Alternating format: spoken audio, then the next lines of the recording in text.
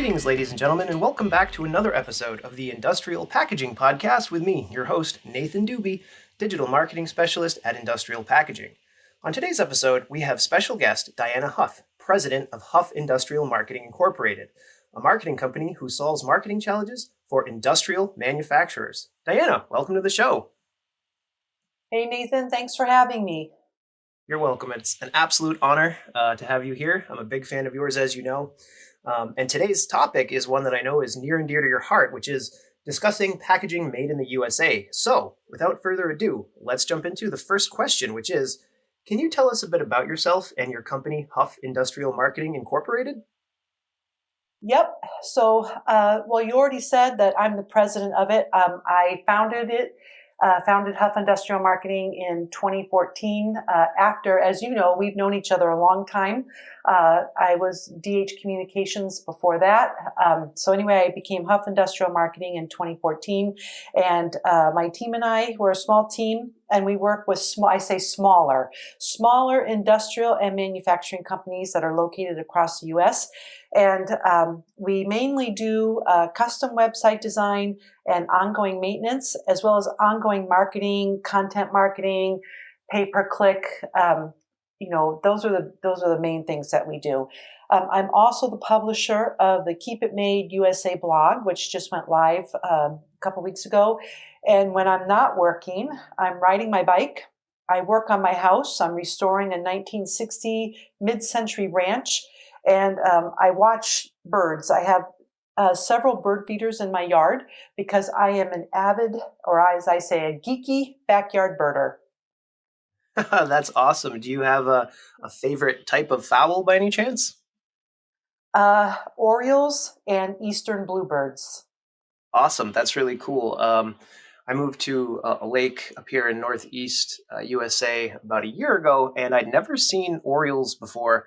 And I grew up in the town where I currently live, and lo and behold, we get them all the time every spring and summer. They hang out till about September, and then they head down south. So absolutely. Yes, bird. Well, not to get too far off track, but you can get a special Oriole feeder, and they love blueberry jam. Oh, really? Yes. Now, I think they also like orange peels, or that might be another bird. I don't know. Orange. So the Oriole feeder, you can put in that nectar for that, the sugar water. It has little grooves. You can put in the jam, and you can cut an orange in half and put it on the stem of the holder, the feeder holder. Correct. Yes, that's what my wife did last year. All right. Well, moving on to question number 2. Where can people find you on the web? HuffIndustrialMarketing.com. Straightforward and to the point. Can't get much better than that. Well, that and LinkedIn. I'm on LinkedIn as well. Yeah, that's a great place to connect. I think of all the social networks that I've been ingrained in over the years, and as a professional marketer, you obviously have experience with Twitter, Facebook, and etc. But LinkedIn is pretty much the bread and butter when it comes to business. Although, with one caveat, Industrial Packaging, we actually have a very robust following on Twitter, and we have about 40 competitors who follow us, 10 of which regularly share our content. I'm not sure how that actually panned out, but it's a little bit of a marketing awesome. miracle. Thank you. Good for you. All right, so moving on to question 3, we have, how important is made in the USA products and packaging to you?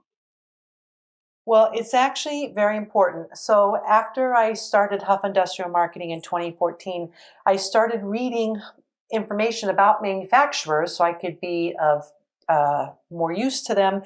And what I read, I just was shocked. That was at the time when everything was getting offshored. We were losing entire industries. And I actually ended up watching this video called the $1 Million Jobs Project.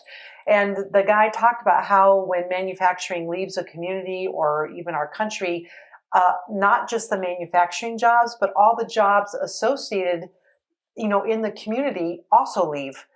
Barbers, daycare centers, dry cleaners. So he said if everyone made a commitment to buy just one more made in USA product, we would help keep manufacturing here. And I said, well, I can do better than that. I'm going to make a commitment to buy made in USA whenever I can. Now, of course, I always say I'm not a saint. I have a MacBook Pro. I have an iPhone. So, there are lots of things you can't get here made in the US. But I made that commitment. And so, and the reason I did that was because if I'm going to be working with manufacturers who make stuff here in the US, and I need to support manufacturing. So this is how I do it. And it's my way of giving back. And so how I started was I read the labels. I started reading the labels on everything. And over time, that started including packaging. I was starting to notice, like, I would go to the bird store to get something and my bag, and I would look at the bag. Oh, look, my bag is made in the USA. So it was a real eye-opening experience. That's fantastic. I thank you for that feedback. And here at Industrial Packaging, we try to source as much American-made materials as possible. And if there was a silver lining to the pandemic, I would say that it is due to the supply chain problems that it compounded. They already existed, but COVID-19 and the Ever Given container ship debacle that happened, where that giant container ship got stuck for about a week in the Suez Canal, that has had a reverberating effect in the supply chain since then. There's back orders for months. Some of the materials that people are trying to find have anywhere from as little as 2 weeks up to 8 months. But the silver lining to that is we are seeing a lot of companies talking, and hopefully it's not just talk, they're going to walk the walk as well, about bringing more labor back into the US and focusing on buying USA made, primarily because in a lot of respects, it's easier to get those materials than to offshore. So, like I said, if there is a silver lining to that, that may very well be one. Yeah, you're absolutely correct. And I see that, because I work with manufacturers, I'm seeing and hearing that. Awesome. Well, moving on from there, we come to question number 4, which is, what are the key factors that has made you so passionate about made in USA products and packaging? Jobs. So because we were offshoring all these, everything was getting offshored. So as I said, all these jobs leave. So not only the manufacturing jobs, but the jobs in the community that manufacturers actually supported. So that's why I do it, and that's why I started doing it, was to keep jobs stateside, and that's why I still do it today. And so for example, so we're talking about packaging.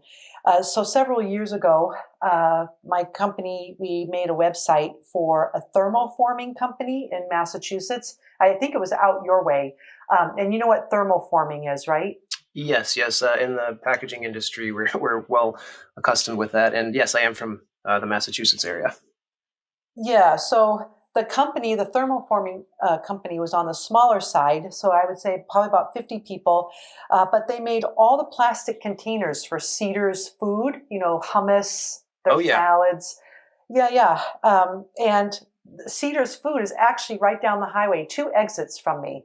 So it was very exciting. I mean, I was in there, I got the whole tour, and they showed me how they make, the plastic goes through big machines and comes out all formed in these containers. Well, I don't know if you've noticed, but next time you go to the market, when you look at a Cedar's packaging, each of the containers has a different color on the lid, like an orange rim or a green rim. Mm-hmm. Yep. Well, that was this thermoforming company's innovation. Those colors, they were able to figure out how to make those rim colors in the thermoforming process. So, but to get back to the jobs, it's so, I don't think you or I think about the plastic container holding our hummus or our salad or whatever other food product, and whether it was made locally, but these are. And because of that, the thermoforming company is keeping people employed. And that means when people are employed, these jobs are very important because people need them to support their families. And so that's why I do it. So not only am I, supporting manufacturing, but I'm helping people stay employed, support their families, and keep their communities strong. That is fantastic. I think your new nickname is going to have to be Wonder Woman. Big comic books fan here. And this whole podcast has made me really think about products. we think about products made in the USA, but the packaging that goes around them is just as important. Oh, absolutely. And it's interesting that you bring up Cedars. I've been eating Cedars hummus and tabbouleh for as long as I can remember. I was raised in a household that was very much primarily vegetarian and health food. So I've been eating that since I was probably 7 years old, and I'm a big fan of it to this day. And I did not know about that. I do know the color coding that you speak of, and I was unaware of the fact that the containers were made up here in the Northeast. And that's good to know because now, as the digital marketing specialist at Industrial Packaging, I am a packaging nerd. Whether I like it or not, I have to be. And these are things that I Right. always like to have my thumb on the pulse of. So, that's very valuable information, not only to me, but our listeners. So, for those of you who are listening, if you're a fan of hummus and tabbouleh, and they make other products as well, check out Cedars, made in the USA packaging, and some of the best hummus and tabbouleh that I've personally had. Yes, and black bean salad, which is my favorite. Yeah, my mother is a big fan of that as well. All right. Well, thank you so much for that feedback. That's good stuff right there. Moving along, we come to question 6, which is how would you describe your relationship to product packaging as a consumer?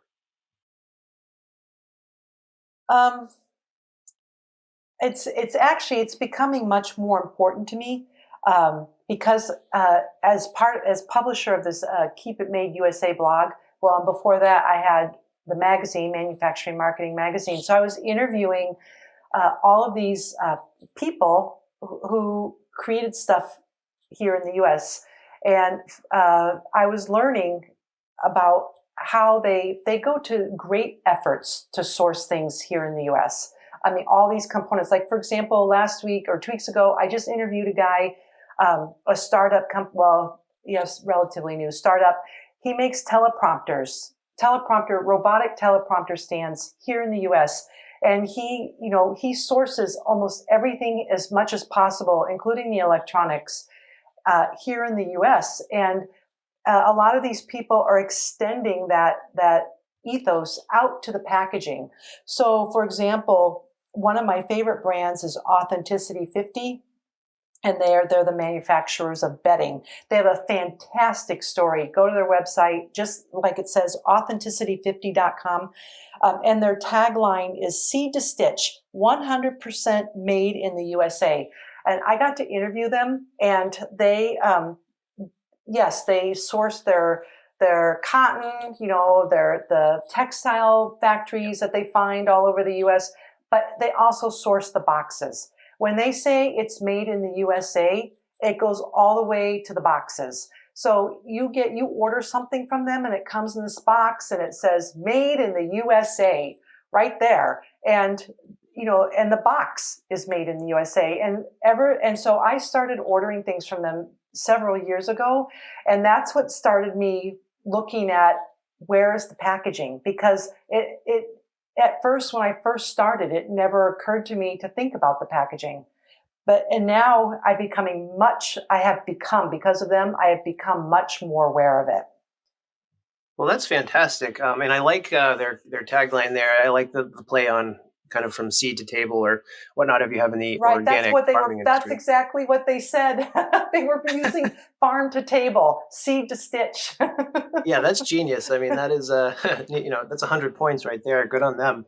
Um, and you know what? I apologize. We skipped over a question, but after saying what you did, I think it sort of steamrolls right into number 5, which we skipped. So let's back up a little bit, and we will ask the question: would you pay more for a product that is packaged with packaging made in the USA? Well, I mean, you sometimes pay more for things that are made in the USA. Um, I do like it when I can see, I do look now at things, and sometimes it'll say the packaging is made in the US. Would I pay more? I do pay more. Yes, I do.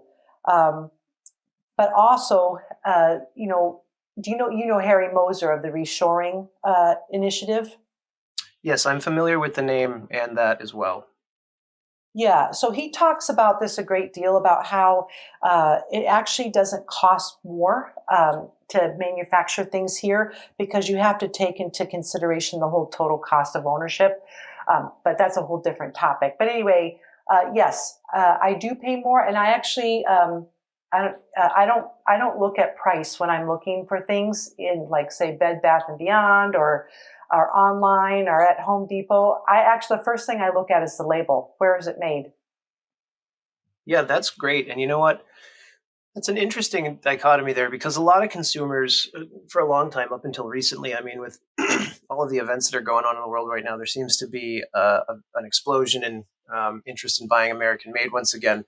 But for a long time, it seemed like that both companies and consumers were trying to cut corners where possible, buying from overseas. And, not to say that there aren't some good manufacturers in European countries and the Asian countries as well, but there are absolutely some where yes, they have the cheapest machinery, they have the cheapest materials, you're going to get the cheapest plastics, but you're generally speaking, 9 times out of 10, you're not going to get the support. And you threw out total cost of ownership, and I think it's absolutely relevant to this conversation because a lot of people don't think about that. And whether they're buying a packaging machine or a new copier for their office or uh, an exercise bike, what have you. A lot of consumers, up until very recently, and a lot still do, they will buy something that is made in a foreign country that is significantly cheaper. But what happens is they often end up paying more because, let's say, they get it in, it doesn't work. Well, now the return process for that is a lot more complicated. In some cases, they can't get in touch with someone because everything is automated. And if they do, depending upon the country, they may not even have representatives who speak English, in which case it greatly complicates the issue. Shipping it back, if you were actually able to figure out how to do that, increases the time and the cost of what you buy. So by the time you get to the end of it, you may have spent the same amount or more. Well, that, and it ends up in landfill. That's the other thing people don't consider. And so another company that I interviewed, Floyd, they make furniture, and I bought a Floyd sofa, and so I was able to interview the founders. And he said that was why he started the company, because he was really bothered by the fact that when he was in college and at the end of the semester, people would just throw away all their disposable furniture. And he said, my mission is I don't want to make this. I want to make furniture that does not end up in landfills. And that's what happens. I mean, you just take a walk, on trash day, and you see a lot of junk that's being thrown away, which Yeah, is that's really totally. bad. I mean, it's bad. And so people talk about the climate. Well, if you want to help the climate, don't buy junk. I don't know what else to say. No, that I mean that's it in a nutshell. And I can definitely remember from my college days, walking outside as everyone was getting ready to go home, and there would be large blue or gray dumpsters and entire pieces of furniture. What was most shocking is sometimes it wasn't junk. Sometimes it was a decent piece of furniture. People were just too lazy to bring it home, and I guess that's a different story. And to sort of mirror that, the American music festival scene has a big problem with tents and camping supplies.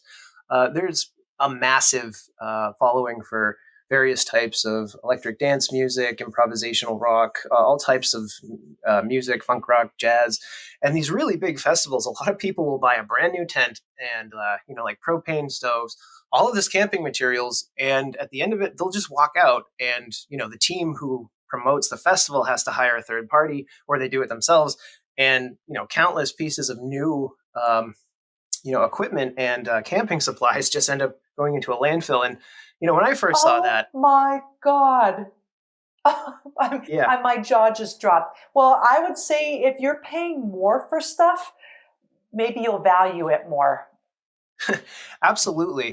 Um, I mean, there's an aspect of American consumer culture where it's like, we're pretty used to getting high quality and getting it fast. And I mean, when the age of Amazon, it's like now, if it doesn't show up in less than 24 hours, we tend to, growl at the mailman and whatnot. And I think we need to take a step back, and it's important that we become aware of things like this. So I didn't even think about, the end of college where kids are leaving and doing that. But as soon as you brought it up, I could see it literally happening in my mind. And if you hadn't heard of the music festival issue with the camping supplies, it's absolutely, I would say, for lack of a better term, a pandemic, because there hasn't been uh, a lot of change in that. A lot of media started covering this in the past, I'd say, 5 years or so, but I didn't even realize that. I mean, I've gone to quite a few music festivals myself, and if I pay even $100 for a tent, I don't want to leave it behind.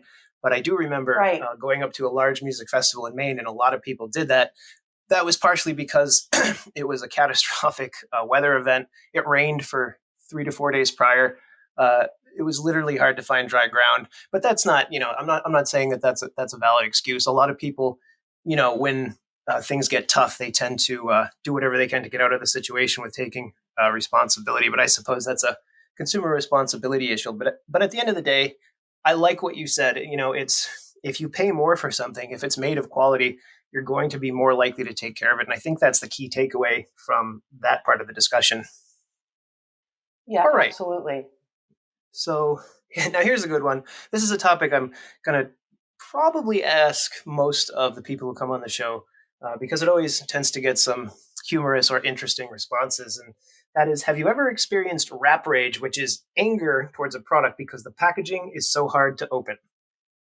Yes, I have a distinct image example in mind. It was, I forget what the product was. I only remember the clamshell packaging. And it was one of those bubble ones, where it was a clamshell, but it had a bubble. Does that make sense? Yeah, that, And that might that's either a clamshell or it could be a hybrid blister pack. They get kind of similar. oh, well, I couldn't open it.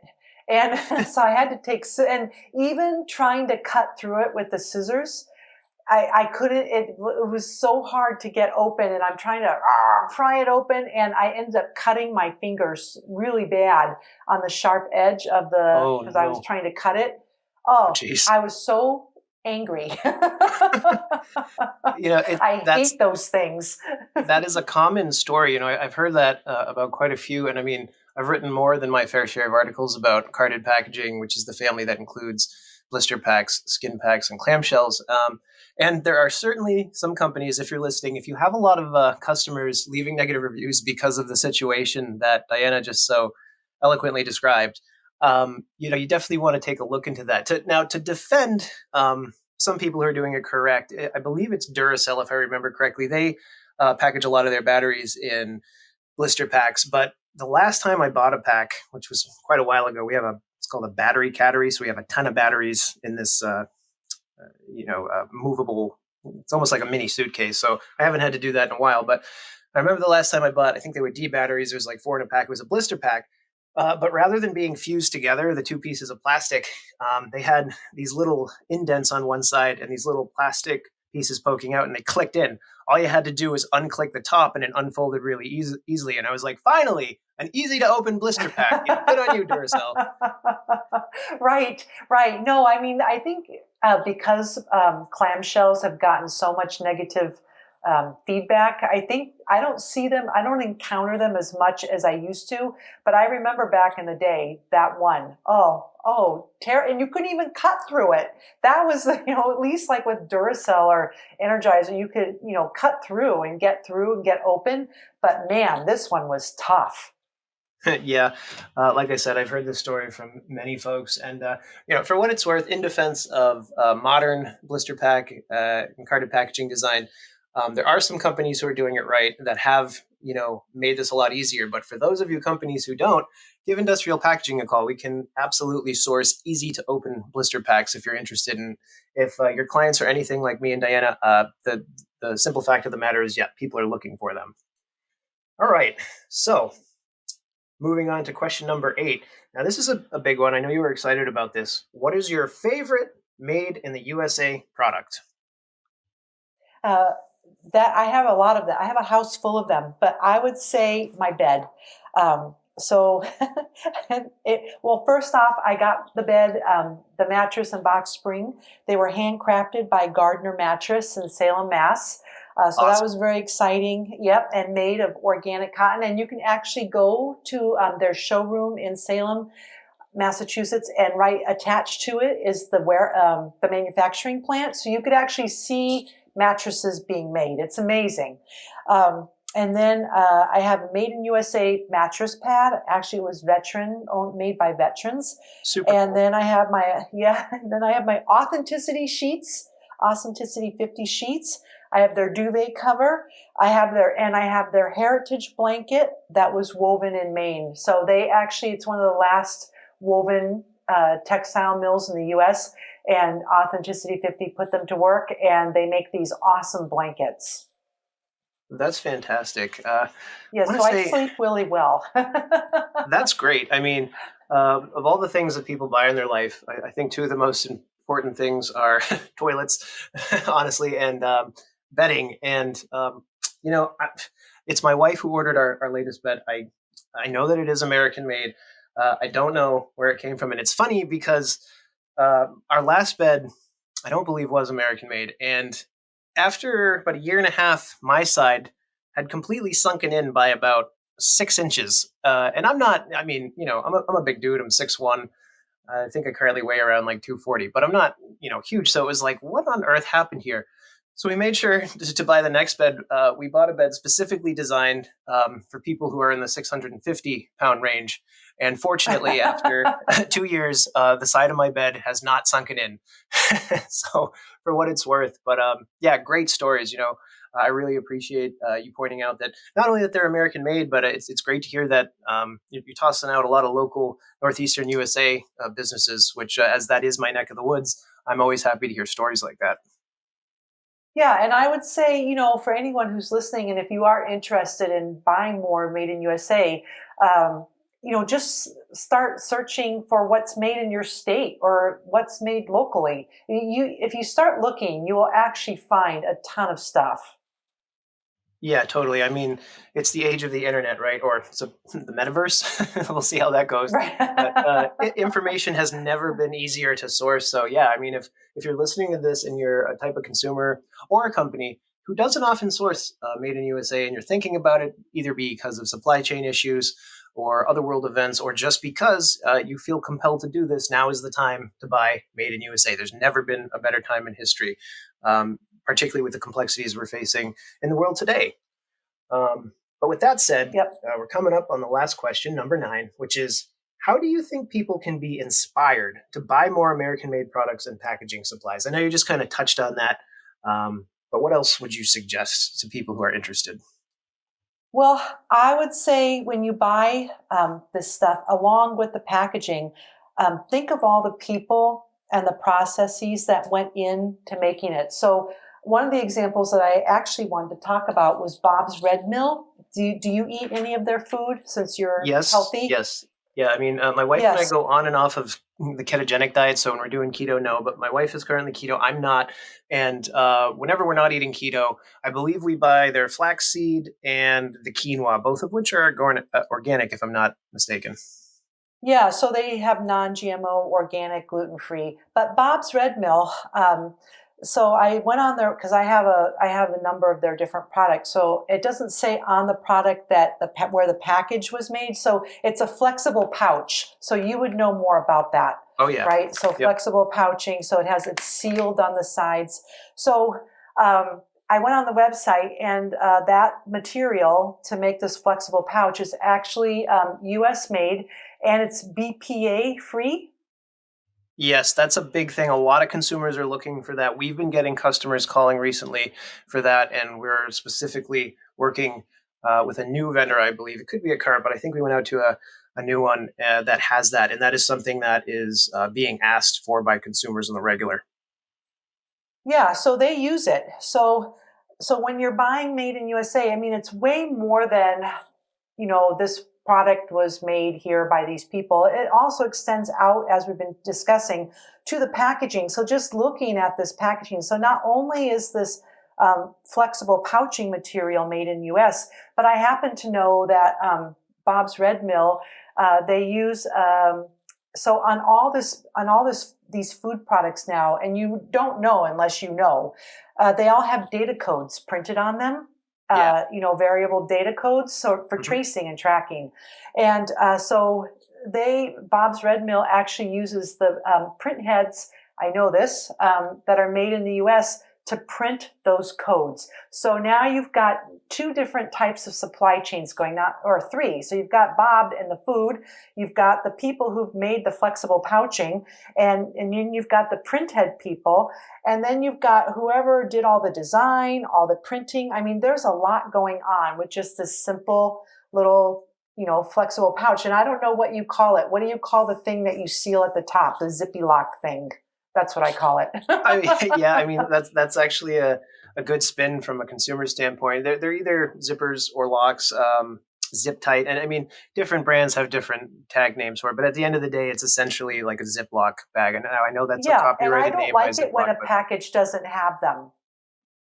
oh, Yeah, I like totally. it yeah. So you've got all this going on with this simple package. So to answer your question, to inspire people buying made in USA, I mean, yes, buying made in USA, you keep people employed, but think about I mean, the whole supply chain issue. It's not just one company or a few people. It's actually extending out with multiple companies, hundreds of people.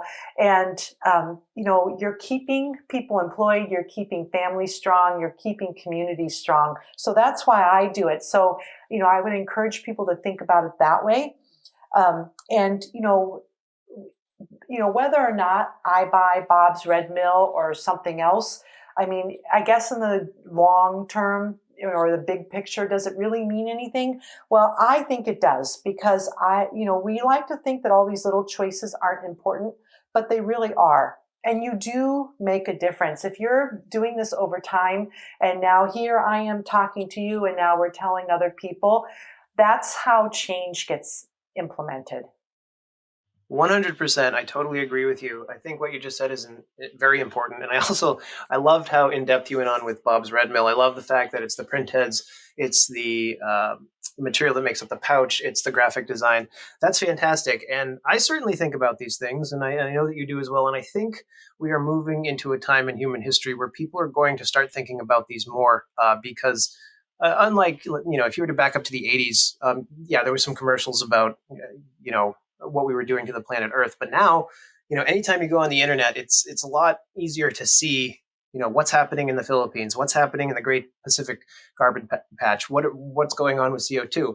And it really, for me, I mean, I think companies really need to play a big part in this as well. But when it comes to sustainability, it is the small things that a consumer makes. And people often get stuck on the idea that, well, I'm just one person. If I'm doing it, my neighbor isn't, then what's the point? And I think the point is that, we'll talk to your neighbor, talk to your friends. If this is something you're passionate about, chances are you can inspire other people too. And that goes not only for sustainability, but for this resurgence in interest in buying products and packaging made in the USA. Absolutely. Yep. And so the second way to get inspired is go read my blog, Keep It Made USA. As I said, I interview the people, the manufacturers, the founders, the startups, the entrepreneurs. I'm interviewing them about how they get started. And I also do product reviews. And so I am not a paid influencer. So I've been buying Made in USA, as I said, since 2015. I do I buy something. If I like it, I do a write-up.